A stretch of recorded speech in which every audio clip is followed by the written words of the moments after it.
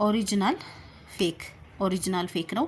ሰላም እንዴት ናችሁ? ዛሬ ደግሞ የማሳያችሁ የ345 ሪሊፍ ክሬም ኦሪጂናል እና ፌኩን እንዴት እንደምትለዩ በቀላል መንገድ አሳያችኋለሁኝ። ይሄንን ቪዲዮ ሼር፣ ኮፒ ሊንክ በማድረግ ጀምሩት ማለት ነው። ከካርቶኑ ካወጣችሁት በኋላ ስሩ ላይ ስታዩት የኦሪጂናሉ ላይ ትንሽ ጽሁፍ ክሊር ተደርጎ ባጭሩ የተጻፈ ጽሁፍ አለው።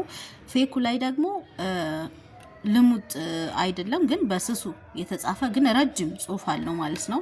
እዚህኛው ጋር ደግሞ ሁለተኛው ጋር መለያ ስትሄዱ ደግሞ ኦሪጂናሉ ላይ ፎር ኦል ስኪን ታይፕስ ሃይድሬቲንግ ኤንድ ካልሚንግ ብቻ ነው የሚለው። ይሄኛውን ጽሁፍ እዩት በደንብ። የፌኩ ላይ ደግሞ ፎር ኦል ስኪን ታይፕስ ኤንድ ፍሪ ፍሮም አርቲፊሻል ፍራግናንስ ነው የሚለው። ወደ ሌላኛው መለያ ስትሄዱ ደግሞ ኦሪጂናሉ ላይ 50 ml ብቻ ነው ያለበት። ፌኩ ላይ ደግሞ ኔት የሚላለው ኔት የሚል ጽሁፍ ረጅም ጽሁፍ አለው ማለት ነው። ሌላኛው መለያ ደግሞ ክዳኑን የኦሪጂናሉን ስታዩት ከከፈታችሁት በኋላ ውስጡ ልሙጥ ነው።